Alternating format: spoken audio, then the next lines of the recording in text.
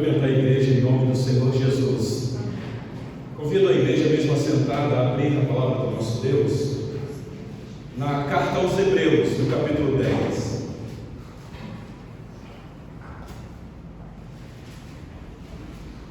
É uma alegria novamente, meus irmãos, estarmos juntos aqui agora na parte da noite. Domingo é muito querido para nós. Nós somos de uma igreja de tradição reformada, nós temos os nossos símbolos de fé que nos orienta, especialmente quanto ao dia do Senhor, o domingo, um dia muito querido. Entendemos que este dia é especial, porque é o dia que nós temos para dedicar com mais tempo ao serviço sagrado, especialmente em culto público.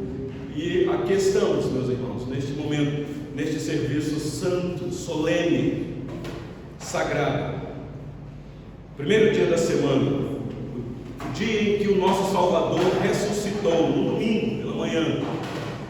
E às vezes nós ficamos a perguntar por que no domingo, tão querido para nós.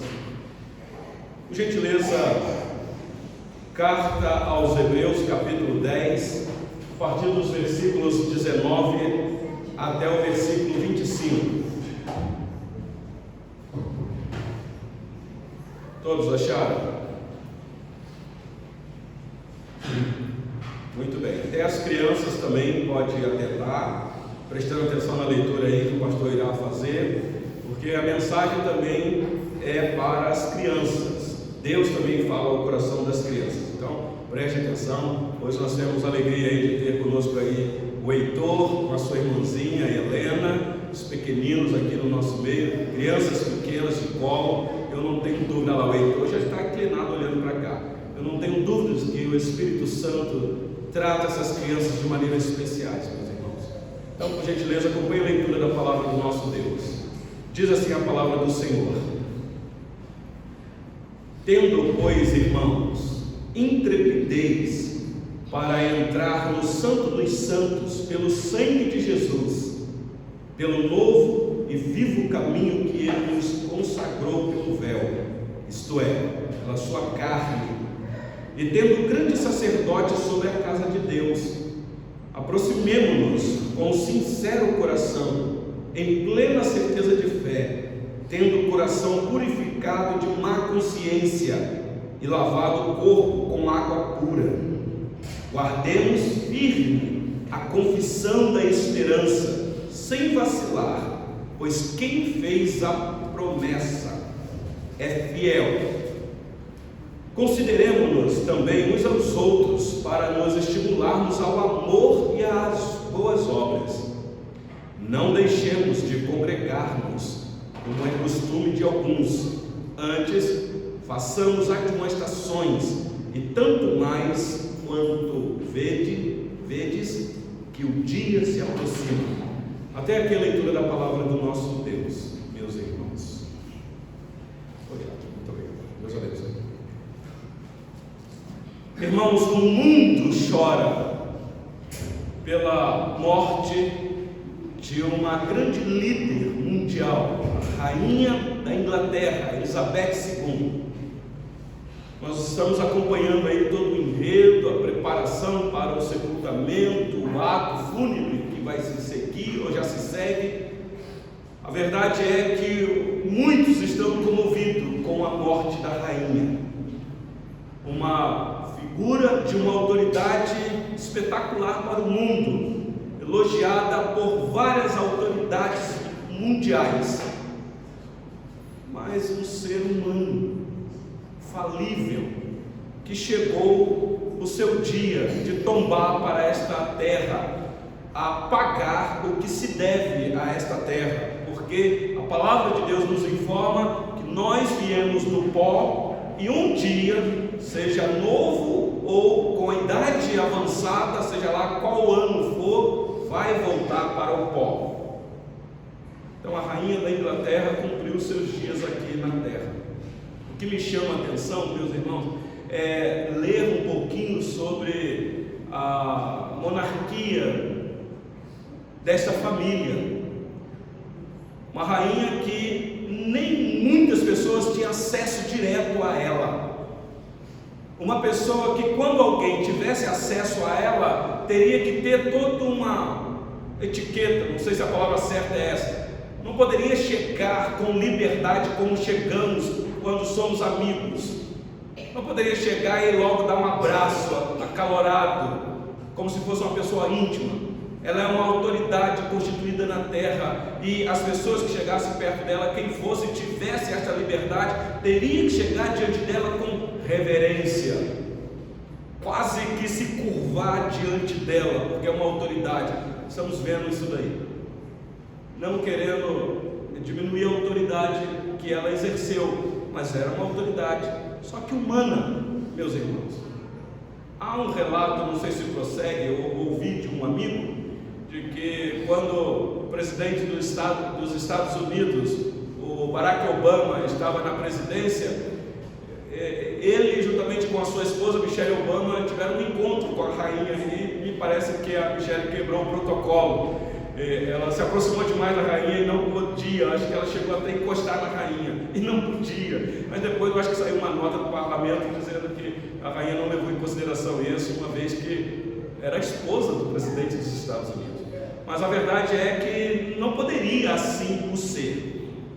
E ela tem uma família que agora está aí para o filho a suceder, o rei terceiro, Charles. E o que eu fico pensando, meus irmãos, é que o filho com a mãe não tem nada disso. Ela era uma autoridade que não havia liberdade para os estranhos aproximar dela, mas o filho poderia conversar com ela com total liberdade, na intimidade, porque era filho, não tinha protocolo. Por que é que eu estou dizendo isso, meus irmãos? Porque o texto que nós temos diante de nós mostra para nós uma liberdade que temos, meus irmãos, não com uma autoridade constituída na terra, humana, falível, que um dia vai morrer. Acabamos de cantar aqui, ele vive para sempre. Rei ressuscitou.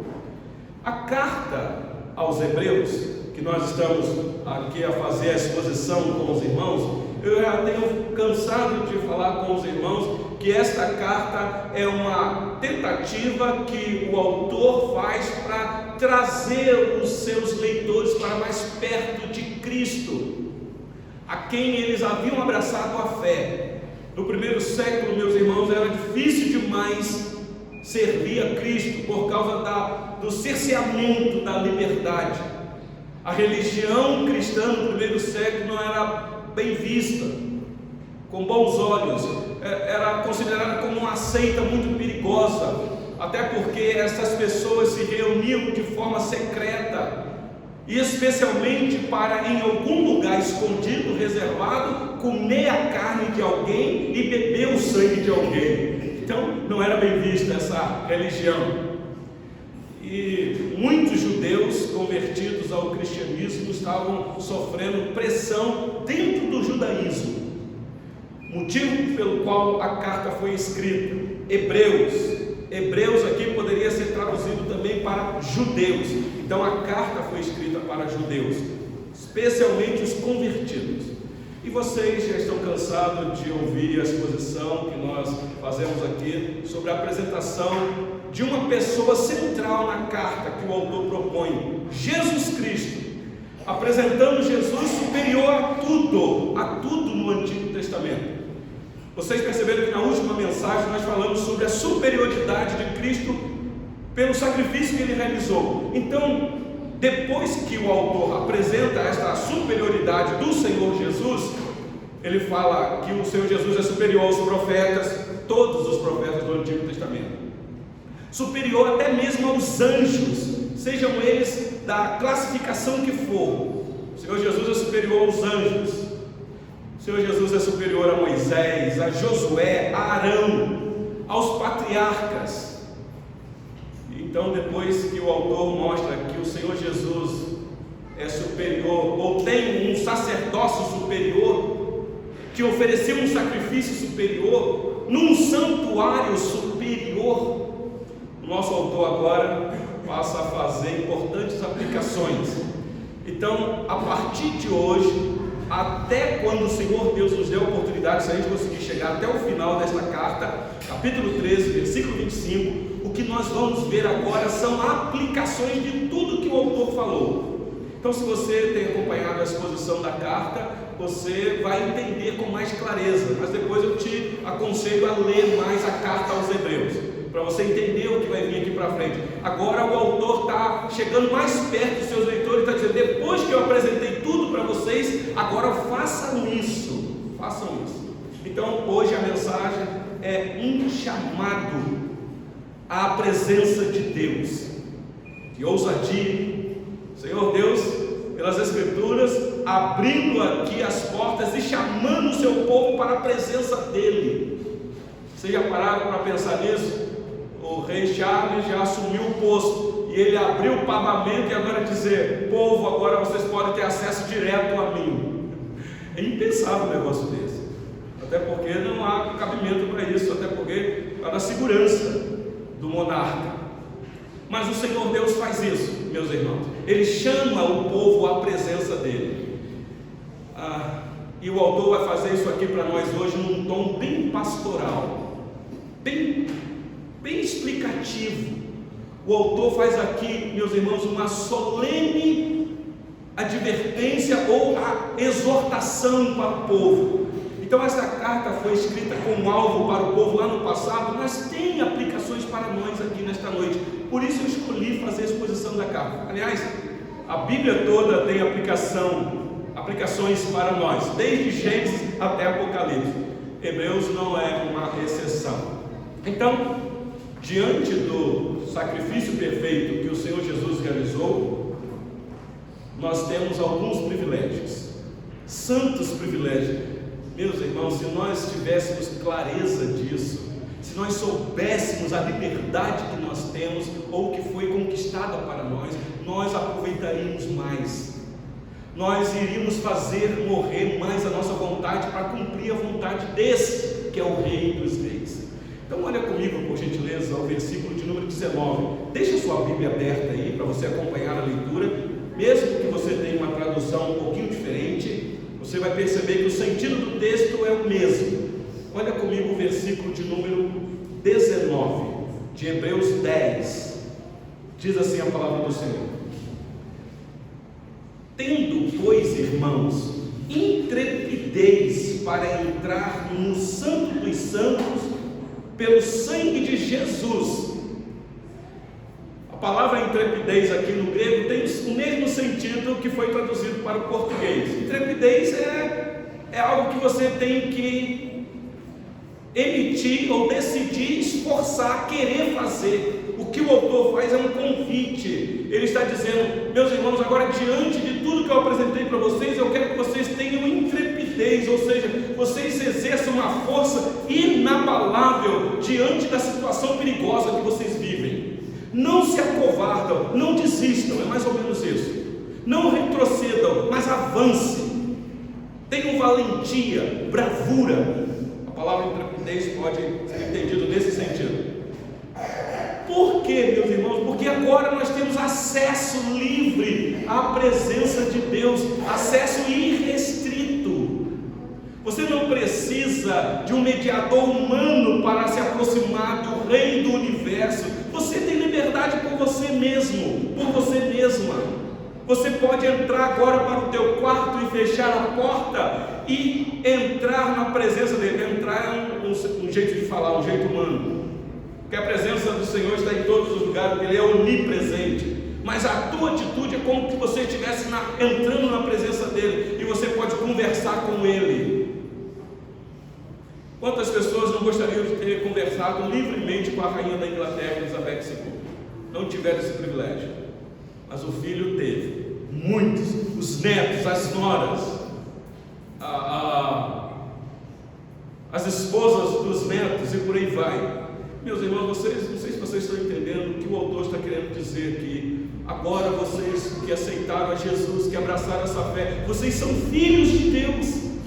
E sabe quem é esse Deus? É o Senhor do Universo, Criador dos céus e da terra, o Rei dos Reis. E agora Ele te convida, porque Ele abriu um caminho para vocês entrarem irrestritamente na presença dEle. Façam isso com intrepidez, não deixem que as circunstâncias impeçam vocês de entrar. porque era isso que estava acontecendo no primeiro século. E hoje, meus irmãos, nós não sofremos as pressões que os nossos queridos irmãos do primeiro século sofreram. Mas quantas são as circunstâncias hoje, modernas ou pós-modernas, que nos impedem de aproveitar esta graça bendita? Trocamos por entrar na presença desse Deus Santo, por entrar em outro tipo de presença. A santidade de Deus, meus irmãos, agora não nos mantém fora, Ele nos chama para aproximar. Isso daqui, meus irmãos, é algo que os anjos ficam assim: como pode? Seres mortais, o Senhor Deus abrindo a porta para que eles entrem. Porque os anjos sabem o privilégio, a satisfação de estar na presença do Todo-Poderoso, e eles fazem isso com santo temor. Vocês devem lembrar do episódio quando Isaías entrou no templo e contemplou o Senhor, Rei do Universo, sentado num trono, num alto e sublime trono. E Isaías teve uma visão dos anjos que estavam lá na presença do Deus Santo. Anjos que estavam ali não por uma liberdade conquistada por si mesmo, mas conferida a eles, mas com santo temor. Com duas asas cobriam o rosto, com duas asas os pés, e com duas asas voavam. O que é interessante, meus irmãos, que na antiga aliança, só o sumo sacerdote podia desfrutar deste pequeno privilégio na presença de Deus. Eu digo pequeno privilégio porque era uma vez só por ano que ele entrava no Santo dos Santos para oferecer sacrifício pelo pecado do povo, primeiro por ele e depois pelos pecados do povo. Era um privilégio que só o sumo sacerdote tinha. E agora o autor aos Hebreus está dizendo para os judeus: vocês que sabem que só o sumo sacerdote tinha esse privilégio, agora a porta está aberta, e vocês têm este privilégio, não abandonem. No Antigo Testamento, ou na Antiga Aliança, o povo não podia ter acesso livre à presença de Deus, era a lei que dizia. Não sei se tem um texto, Tiago, meu irmão, quando o Senhor Deus, na verdade tem um antes, vê se tem. Não, acho que então não deve estar aí não, deixa isso para depois, não está aí não. Vocês devem lembrar quando Moisés pastoreando as ovelhas do sogro dele, Jetro, lá no deserto, nas campinas, na verdade na montanha, de repente ele cuidando das ovelhas lá, de repente um fenômeno aconteceu que possivelmente Moisés já tinha visto há muito tempo. Um arbusto sequíssimo, pelo calor do deserto, pegava fogo e acabava. Era um evento que eles sabiam, os beduínos sabiam muito bem disso.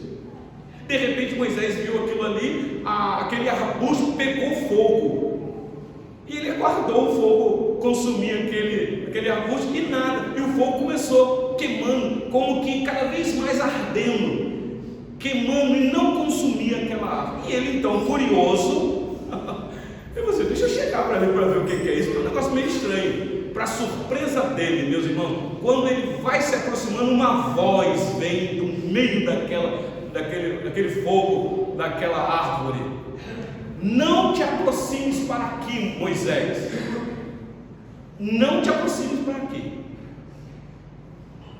tire as sandálias dos teus pés, afaste daqui, mais ou menos assim, porque você não pode, Moisés, se aproximar de mim do jeito que você é, Moisés, porque você vai morrer. E Moisés ficou quebrantado com aquilo. Vocês sabem o que eu estou dizendo, está lá no livro do Êxodo, capítulo 3, versículo 5, depois vocês conferem lá o texto. Aliás, esta árvore é o símbolo da nossa denominação. Nós até personalizamos aqui a marca da nossa igreja aqui local. Mas vocês sabem que a Igreja Presbiteriana do Brasil tem um padrão de sarça. É a sarça ardente. Pois bem, meus irmãos, não podia se aproximar. O povo tinha todo um ritual para se aproximar de Deus. Mas na nova aliança acabou isso. É aqui que a coisa fica bem mais clara para nós. Não sei se vocês lembram, nós já passamos aqui no capítulo 4 da carta aos Hebreus. Olha aí, por gentileza, para trás um pouquinho na sua Bíblia. Hebreus capítulo 4, versículo 16.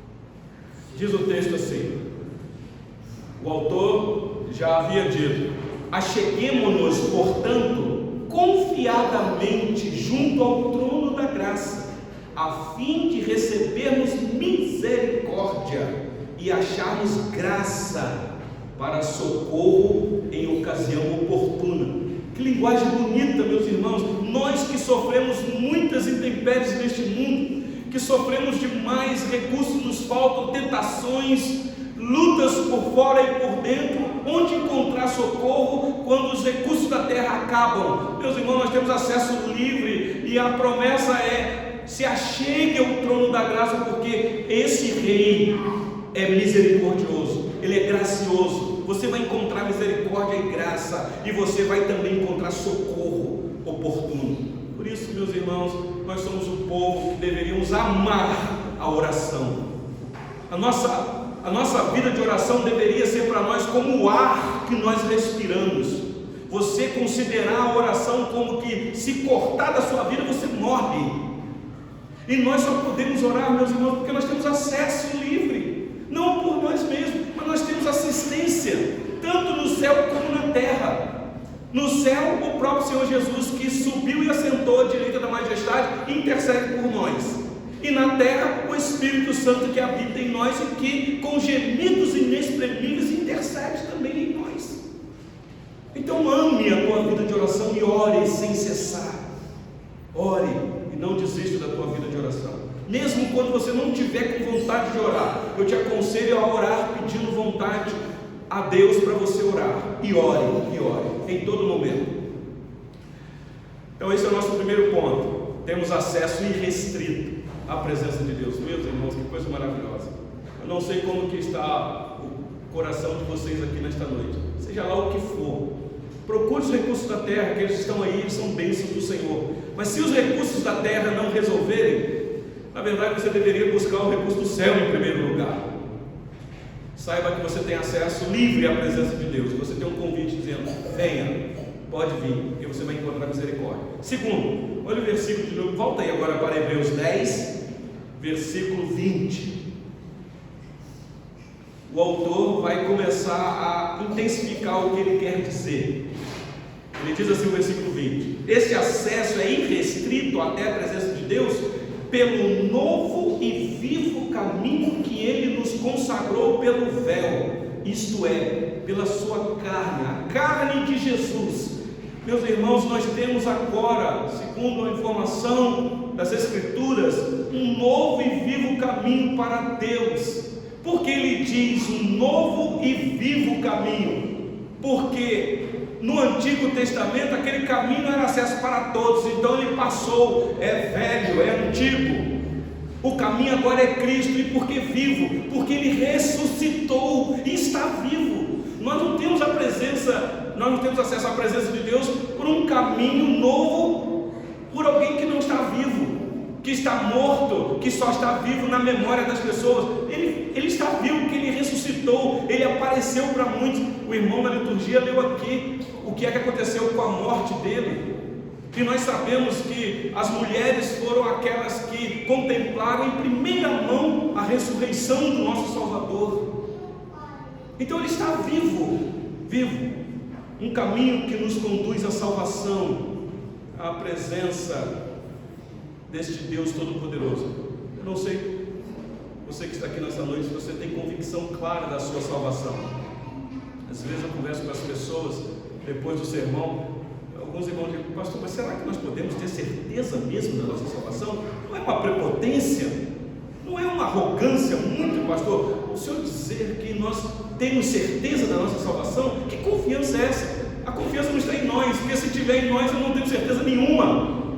Se você me perguntar: por você, pastor, o senhor tem certeza da sua salvação? Eu vou dizer: não, porque eu me conheço. Mas pela obra sacrificial do meu Salvador, eu estou seguro, porque é Ele que me salvou, não foi eu que me salvei nele. Agora eu vivo essa salvação, desenvolvendo ela todo dia, mas foi Ele primeiro que me salvou, porque se não for assim, eu não tenho convicção nenhuma de salvação.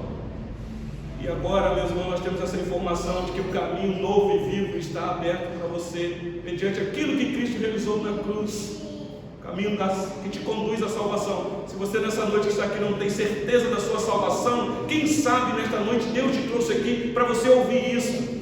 Aliás, o texto diz assim, que Ele consagrou pelo véu. É interessante que na mente de um judeu isso aqui faz todo sentido, na nossa mente a gente não entende. E ele diz, isso é pela carne, pela sua carne. Por quê? Porque o judeu sabia que havia o véu lá no templo, aquele couro separando o santo lugar do santíssimo lugar. Com a morte do Senhor Jesus, a informação que nós temos pelos evangelhos é que aquele véu rasgou do alto a baixo, rasgou. O judeu sabe disso, nós também sabemos pela informação. Só que agora o autor aos Hebreus vai dizer que o acesso que nós temos a Deus foi a mesma coisa que aconteceu, não com o véu literal, mas com Cristo, como que dizendo, a carne dele foi rasgada, e por ele agora eu tenho acesso. Isso é para mostrar que ele sofreu, ele morreu de uma maneira sangrenta. É por isso que domingo, vez domingo, nós celebramos a ceia, e eu não perco a oportunidade de dramatizar o pão quando parte. Vocês lembram que foi isso que ele fez na noite da traição? Ele toma um pão e parte aos olhos dos discípulos, como que dizendo, vai ser isso que vai acontecer comigo, o meu corpo vai ser rasgado, porque este é o acesso. Por isso é que ele disse, não se turbe o vosso coração, credes em Deus, mas credes também em mim, porque na casa do meu pai há muitas moradas. Ele vai lá abrir o caminho e vai voltar. Ele estava falando da morte dele. Ele não estava falando que ia para o céu para preparar uma casa lá, construção, mansão, e depois voltar e buscar o pessoal para morar na mansão no céu. Ele estava falando do sacrifício dele na cruz. É só a partir do momento que ele morre, que a carne dele é rasgada, é que o caminho se abre e o acesso agora é livre. Então quem sabe nessa noite Deus te trouxe aqui, ou você está me ouvindo, para ter essa convicção deste caminho que te conduz à salvação e à própria presença de Deus. Mas ainda no versículo 21, por gentileza, capítulo 10, versículo 21. E tendo grandes sacerdotes sobre a casa de Deus. Olha a informação que ele nos dá. Depois que ele nos encoraja a entrar na presença de Deus pelo novo e vivo caminho que a carne do Senhor Jesus proporcionou para nós, ele vai dizer que nós temos um grande sacerdote sobre a casa de Deus. O judeu pegando isso daqui iria ler e dizer, nós temos um grande sacerdote? Sim. E esse assunto também não é novo aqui, vocês sabem disso. O autor já apresentou o Senhor Jesus como um grande sacerdote, só que de uma ordem diferente, a ordem segundo Melquisedeque. Vocês devem lembrar disso. Mas olha comigo o capítulo 3, versículo 6, o que o autor já havia dito. Hebreus 3, 6.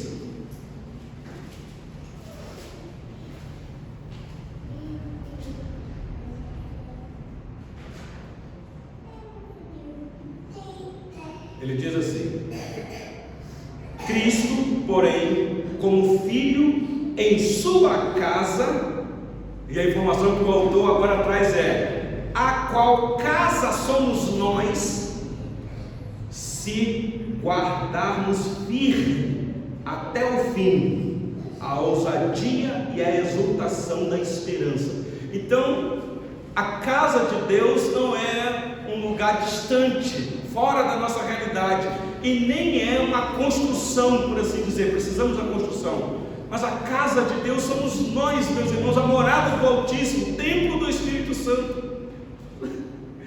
Um negócio que foge da nossa realidade. O judeu pegou isso aqui e falou: pera lá, eu sei o que é casa de Deus, porque eles ainda, eu quero crer que quando o autor escreveu essa carta aqui, o templo lá em Jerusalém ainda estava erguido. E com certeza eles iriam pegar isso aqui e falar assim: mas a casa de Deus está lá ainda sobre os pés. Talvez ia soar no ouvido deles as palavras do Senhor Jesus respondendo a pergunta intrigante de Pedro: Senhor, vede que pedras, que construção, que construções, grande construção. E o Senhor Jesus disse: pois é, mas não vai ficar pedra sobre pedra que não seja derribada. E no ano 70, lamentavelmente, aquele povo sofre de novo uma invasão de um povo estranho. E a cidade é devastada e o templo destruído. Eu já falei aqui em outros sermões. E de lá para cá, meus irmãos, nunca mais Jerusalém conseguiu reerguer um templo para os judeus. O que tem hoje lá em Jerusalém não é nem Jerusalém, que na verdade a capital de Israel não é mais Jerusalém, é Tel Aviv. E lá em Jerusalém, na cidade de Jerusalém, no lugar que estava construído o templo dos judeus, está um templo muçulmano, o templo de Omar. Há esperança de uma reconstrução do terceiro templo, mas a informação que nós temos aqui é que o templo já está sendo erguido, pedras vivas estão sendo construídas neste grande edifício, até que, quando ele voltar, aí acabou, meus irmãos. Então, eu não creio que o Senhor Deus irá realizar uma vontade humana dos judeus para reconstruir um terceiro templo, para ser a morada dele, porque nós temos a informação que cada um de nós aqui somos habitação do Eterno. Meus irmãos, eu venho de uma religião, eu já disse para vocês, que eu sei o que é a habitação de espírito maligno, o que é que o espírito maligno pode fazer com uma pessoa. E não são poucos crentes que têm medo quando uma pessoa manifesta com o espírito maligno na frente dela. Eu sei o que é isso, porque eu venho de uma religião assim. Mas, meus irmãos, vocês já pararam para pensar o que é ser possuído pelo Espírito do Eterno? Por isso é que o diabo não pode lhe tocar, e não pode mesmo, não é porque você tem poder, é porque o que habita em você é maior do que o que há no mundo, maior do que está em nós. Esta é a informação das Escrituras. Então a casa de Deus consiste de seu povo. Ele está presente, meus irmãos, entre nós e cuidando de nós. Agora sim, então eu quero, Tiago, ler o texto de 1 Samuel capítulo 2, versículo 35. Isso já é uma profecia sobre a vida do Messias. Então suscitarei para mim um sacerdote fiel, que procederá segundo o que tenho no coração e na mente. Edificar-lhe-ei uma casa estável, e andará ele diante do meu ungido para sempre. Para sempre. Tem a carta de Paulo aos Hebreus, é um texto do Antigo Testamento, mas Paulo, escrevendo como um judeu que conhecia a lei, conhecia o Antigo Testamento, escrevendo aos Efésios, ele diz o seguinte: Efésios capítulo 2, versículos 19 a 22. Assim já não sois estrangeiros e peregrinos, agora escrevendo para gentios, não para judeus, tá bom? Assim já não sois estrangeiros e peregrinos, mas concidadãos dos santos, e sois da família de Deus, edificados sobre o fundamento dos apóstolos e profetas, sendo Ele mesmo, Cristo Jesus, a pedra angular, no qual todo edifício bem ajustado cresce para santuário dedicado ao Senhor, no qual também vós juntamente estáis sendo edificados para a habitação de Deus no Espírito Santo. Acho que é só isso, Tiago. Muito bem. Paulo informando para a igreja no Novo Testamento quem são eles: casa espiritual de Deus. Então, no versículo 21 de Hebreus 10, o autor diz assim: e tendo grande sacerdote sobre a casa de Deus. Por isso, mais uma vez digo, ore, porque a função do sacerdote é interceder junto ao Pai. Então, quando você faz oração, é o Senhor Jesus pegando a tua oração, por assim dizer, e levando de maneira santa diante do Pai, porque nós não sabemos orar como convém. E o Espírito Santo também é esse agente de Deus, por assim dizer. Meus irmãos, quantos privilégios nós temos? O que é que nós queremos mais? O que é que nós precisamos de mais, meus irmãos? Tudo que vier a mais é bônus, é lucro, até a morte, segundo o apóstolo Paulo, se vier também é lucro, é lucro. Versículo de número 22, por gentileza, olha aí, Hebreus 10, 22. Você vê que ele está insistindo, né? Aproximemo-nos com sincero coração, em plena certeza de fé, fé, tendo o coração purificado de má consciência e lavado o corpo com água pura. Preste atenção, porque o autor aqui é um conhecedor dos sistemas rituais do Antigo Testamento, e ele escreve para judeus que conhecem o Antigo Testamento. Por isso que ele escreve dessa maneira. Você vê isso daqui, você fica assustado. O que nós temos aqui, meus irmãos, é a informação que o autor está dizendo. Agora nós temos vida santa diante de Deus, fomos purificados, lavados. Aliás, ele diz assim: aproximemo-nos. Ele fala aproximemos porque esses irmãos estavam querendo se afastar, alguns já estavam se afastando. Nós vamos chegar aqui no final, quando ele diz que muitos já não queriam mais congregar. Ele está dizendo: venham, voltem, nós temos acesso, aproxime-se. Só que tem um detalhe: faça isso com um coração sincero e não duvide, faça com plena certeza de fé. E tendo o coração purificado. Aqui ele está citando os rituais dos sacerdotes do Antigo Testamento, que tinha aqueles rituais da lei cerimonial, de purificação para o povo, quando aspergia sobre o povo água e sangue. Moisés fez isso direto. E diz de má consciência, e ele fala uma coisa interessante, aí no finalzinho do versículo 23, e lavado o corpo com a água pura. Por que ele fala água pura? Porque a água que o sacerdote usava no Antigo Testamento era um símbolo que apontava para uma água pura, que nós sabemos que é o Senhor Jesus. Então aquela água do Antigo Testamento não resolvia o problema do judeu, apenas apontava para aquele que iria vir como fonte de água viva, água pura. E a aplicação para nós aqui, claro, meus irmãos, pode ser aplicado ao batismo. Por isso, batismo com água, se é muita ou pouca, é outra conversa. Porque nós entendemos que a água do batismo não lava pecado, não tira pecado, apenas aponta para aquele que lava e tira pecado. Por isso que a nossa prática aqui de batismo é só apenas como um símbolo de aspergir sobre a pessoa para dizer: você já está limpo, não preciso lavar todo o corpo. Vocês lembram de Pedro? O Senhor Jesus lavando os pés de Pedro lá. Pedro: não, lava o meu pé não. Eu que tenho que lavar o Senhor. Pedro, se eu não fizer isso, você não tem parte comigo. Então lava a cabeça também. E, na verdade, Pedro não queria tomar banho. Quem é judeu entende o que Pedro falou. Era o ritual de jogar água na cabeça para purificar. Não era lavar ele todo. É como que ele dissesse assim: então não lava só meus pés, não. A cabeça também, porque eu sei que a cabeça é o símbolo de que está lavando tudo completamente. Eis aí a nossa prática de batismo na cabeça. É apenas um símbolo, porque a água que purifica é Cristo, que lava, água pura. Está dando para vocês entenderem, meus irmãos? Então, é um ato de purificação, de santificação para o povo. E então ele está dizendo: chegue, aproximemos, faça isso, tome uma decisão todo domingo e venha. Não troca esse momento por nenhum outro, porque você pode perder uma bênção na sua vida e nunca mais você terá ela. Não estou falando de salvação, estou falando de bênção. Daqui a pouco eu vou aplicar esse texto ao nosso coração aqui. Volte seus olhos aí para o versículo 23, rapidinho, para a gente caminhar para o fim. Verso 23.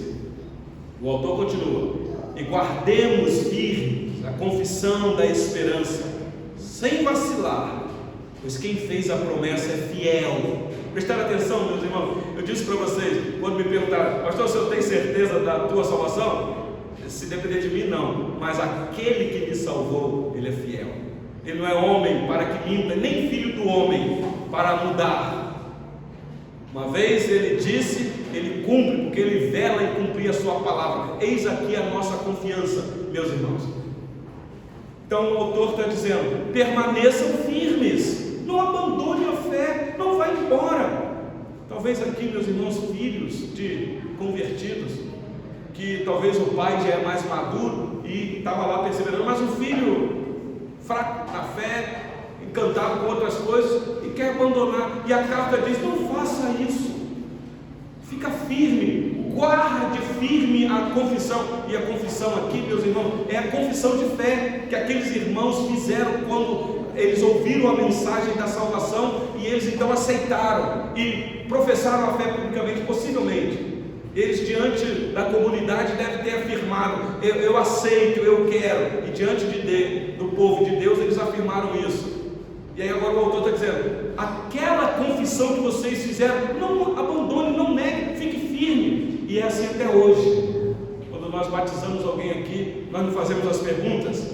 O irmão Wilson que está aqui deve lembrar disso. E ele prometeu, sim, eu afirmo essa confissão, eu creio, eu aceito, eu quero, eu prometo.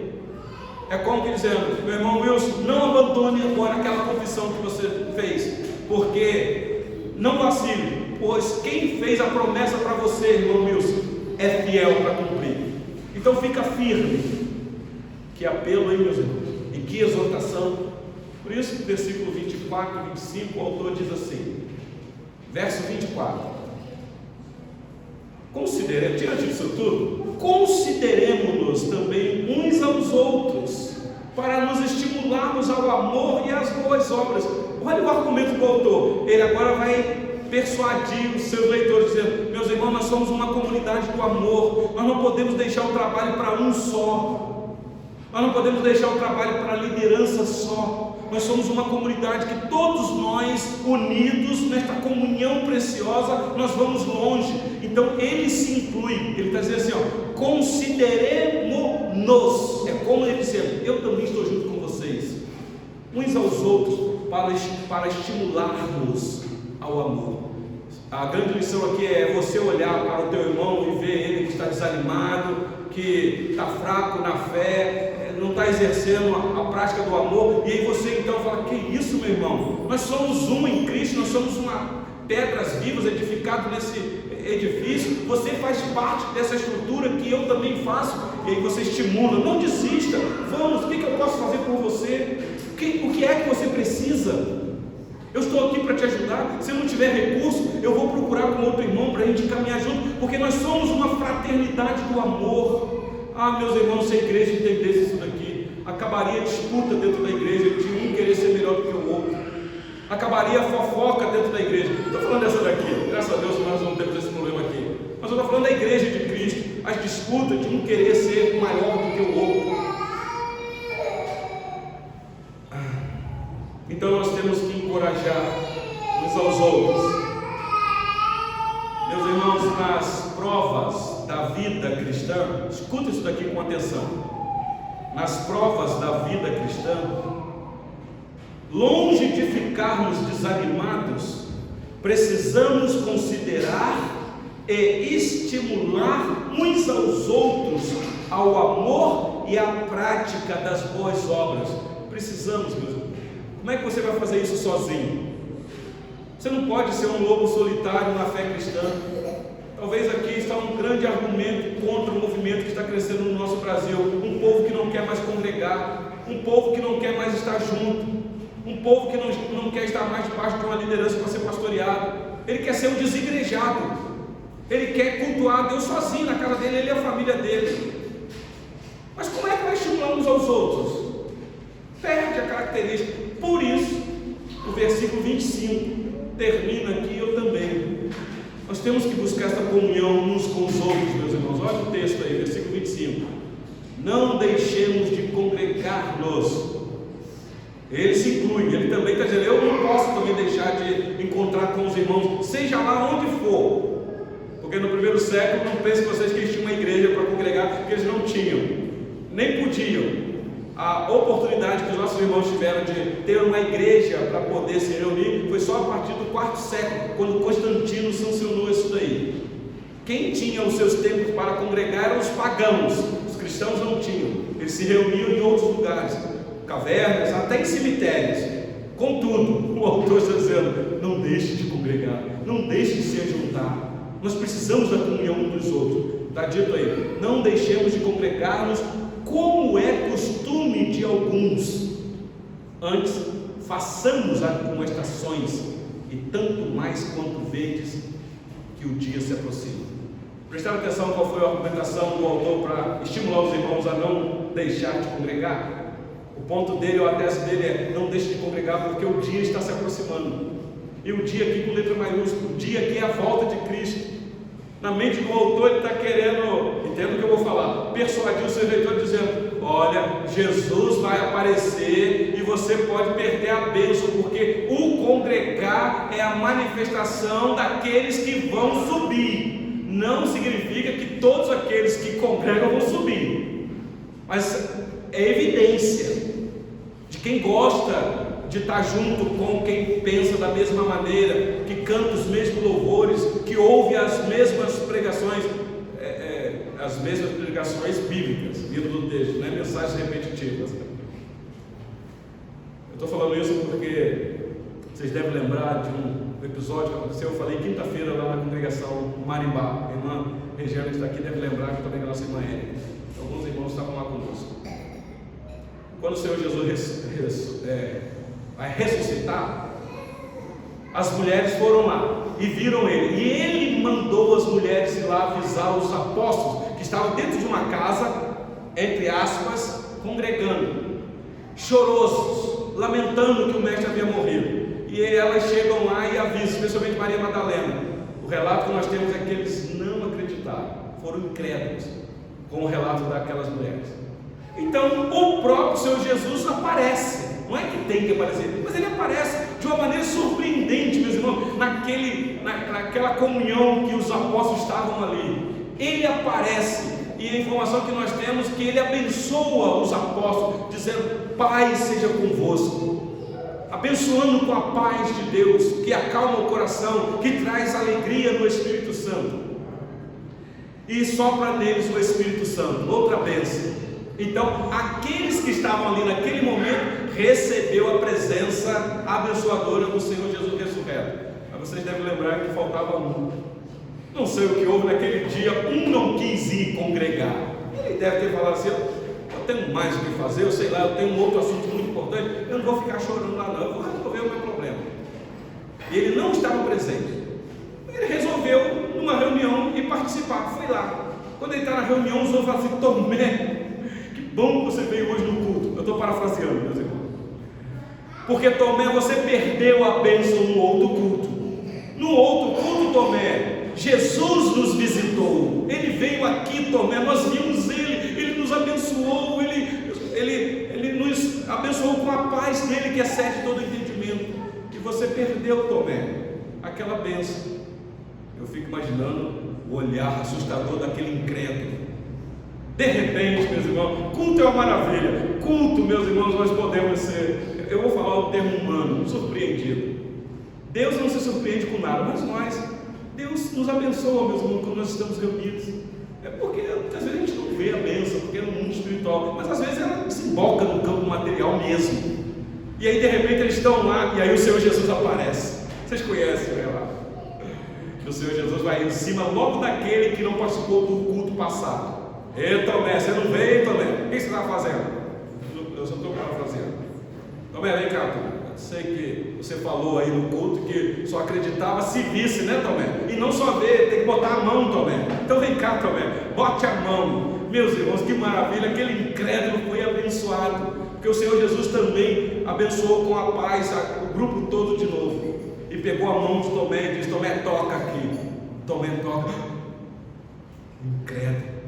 Senhor meu e Deus meu. Que maravilha, meus irmãos. No culto, ele estava congregando, foi abençoado.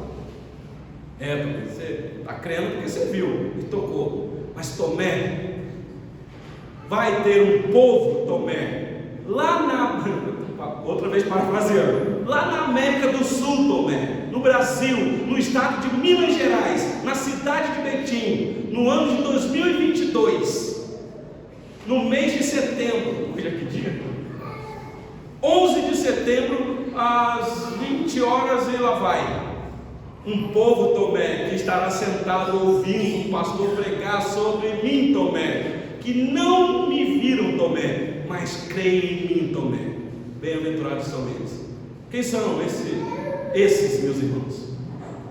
A importância de congregar, meus irmãos, de não deixarmos de congregar, de estarmos juntos ouvindo sobre Jesus. Coisa que ele falou lá atrás acontece hoje quando estamos juntos aqui. Então temos que buscar esta comunhão uns com os outros. Estimule. Se você perceber que tem gente que não está vindo no culto, não deixa só para o pastor, para os presbíteros, para o diácono, não. Você pode mandar uma mensagem: meu irmão, o que houve? Você sumiu, o que está acontecendo? Vamos congregar, existe uma bênção. Às vezes a gente vê alguns banquinhos faltando pessoas,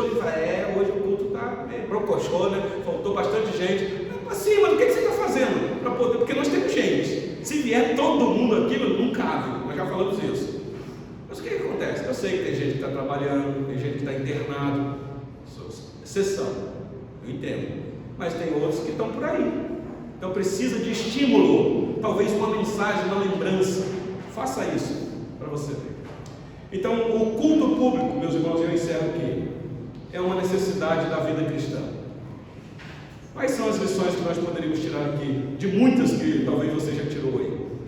As crianças que estão aqui, que eu disse para elas, preste atenção porque é muito importante. A importância de congregar, e agora eu falo para as crianças. Crianças que já têm um pouquinho de entendimento e que já falam. Quando você, criança, perceber que papai e mamãe não vai no culto, questione: papai, por que você não vai? Porque o pastor disse lá, que estava escrito, que não é para deixar de congregar. Aí o pai pode dar a explicação: não, porque hoje papai tem um compromisso, mamãe tem um compromisso, e aí vai, mas cuidado, porque as crianças estão observando, e às vezes nós cerceamos as crianças desta bênção. Então talvez você, pai, que está aqui nessa noite, a lição seja para você: guarde mais os teus filhos debaixo desse guarda-chuva de congregar. Traga mesmo a criança para o culto público. Eis aí o motivo de ter as crianças na hora da mensagem, para ouvir isso e já ser estimulada a isso, e estimular outros. E crianças, está aqui a Ana, está aqui a Laurinha, está aqui a Sarinha, pode estimular outras crianças a vir. Estou vendo outras crianças aqui, é uma maravilha. Pequenos missionários e missionárias, crianças. E por último, meus irmãos, eu sei que nós estamos vivendo um período pós-pandêmico. Isso não é a questão aqui da nossa igreja, não, é de muitas igrejas. Eu tenho andado em alguns outros concílios e temos ouvido isso. Pastor, o que é que está acontecendo? Depois da crise pandêmica, muitos membros não quis mais voltar a congregar. E outros estão desanimados, vêm esporadicamente. Estou dizendo que você tem que estar todo domingo na igreja, mas se você puder, o que te estimula isso é porque o dia está se aproximando. Meus irmãos, nós seremos pegos de surpresa. Guarda isso que você está ouvindo aqui. A promessa é de alguém que é fiel para cumprir. Jesus vai voltar, não é conto da carochinha. A rainha da Inglaterra morreu e vai ser sepultada e vai ficar lá no sepulcro. Ela não vai voltar. Para lamento da família e do grande povo. Mas nós temos um rei que morreu, ressuscitou e está vivo e prometeu que vai voltar, e vai mesmo, porque ele vive e vive para sempre. Então vamos orar, meus irmãos, neste momento, rogar ao Senhor que nos assista nas nossas fraquezas quanto aos desânimos da vida.